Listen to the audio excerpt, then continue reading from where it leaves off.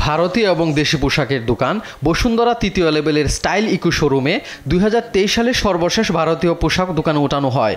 নতুন কালেকশন বলে বিক্রি করা হচ্ছে 2 বছরের আগের কাপড়। অনলাইনে বিজ্ঞাপন দেওয়া হচ্ছে পাকিস্তানের ড্রেসের, কিন্তু বাস্তবে তা পাওয়া যায়নি। রয়েছে ইন্ডিয়ান কাপড়, দেখাতে পারেননি কোনো কাগজপত্র, নেই কোনো ক্যাশ মেমো। বিদেশি কাপড়গুলো কোথা থেকে ইম্পোর্ট করা হয়েছে জানতে চাইলে বিক্রেতারা বলেন RS ইন্টারন্যাশনাল নামে একটি প্রতিষ্ঠান সাপ্লাই দিচ্ছে এসব পোশাক। যোগাযোগ করা হলে RS ইন্টারন্যাশনাল জানায় ভারতীয় পণ্য বিক্রি করছেন না তারা, সাপ্লাই দিচ্ছেন পাকিস্তানি পোশাক। তাছাড়া নিজেদের ইচ্ছামতো প্রাইস ট্যাগ দিয়ে বিক্রি করছে বিদেশি পোশাক। এ সময় ভোক্তা অধিদপ্তর দুটো 3 পিসের স্যাম্পল জব্দ করে 50,000 টাকা জরিমানা করে।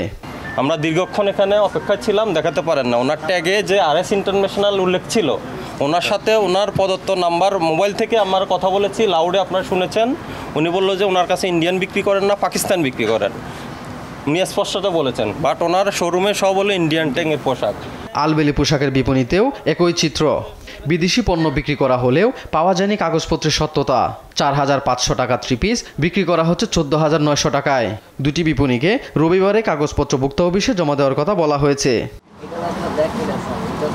এরপর ভোক্তা অধিদপ্তর যায় তোফাজ্জল কসমেটিক্স অ্যান্ড গিফট নামে একটি কসমেটিক্স দোকানে। বিদেশি প্রসাধনীতে বসানো হয় নিজেদের মতো করে ট্যাগ মূল্য, দেখাতে পারেননি আমদানি কাগজপত্র। এই ব্যবসায়ীকেও 50,000 টাকা জরিমানা করা হয়েছে। ইন্ডিয়া থেকে ইম্পোর্টের এবং যার থেকে ক্রয় করেছেন তার সম্পর্কে কোনো ক্যাশ মেমো বা কোনো কাগজপত্র উনি দেখাতে পারেননি। এই প্রেক্ষিতে এটা হলো স্টাইল ইকো আর একটা হলো আলবেলি ফ্যাশন। আর এখানে আরেকটা কসমেটিক্সের প্রতিষ্ঠান পেয়েছি। ওনার যে প্রোডাক্টগুলো রয়েছে প্রায় 90% প্রোডাক্টে হলে প্রাইস ট্যাগ উনি দিচ্ছেন। টোটাল 3টা প্রতিষ্ঠান আজকে 1.5 লক্ষ টাকা জরিমানা করা হয়েছে। বিপণী বিতানে মালিকদের বক্তব্য, তারা যে সকল প্রতিষ্ঠান থেকে পোশাক ও অন্যান্য পণ্য পাইকারি দরে কিনছেন সে সকল প্রতিষ্ঠান ক্যাশ মেমো ও অন্যান্য কাগজপত্র দিতে নারাজ। বিদেশ থেকে পোশাক আমদানি করা প্রতিষ্ঠানে অভিযান চালানোর দাবি তোলেন ব্যবসায়ীরা।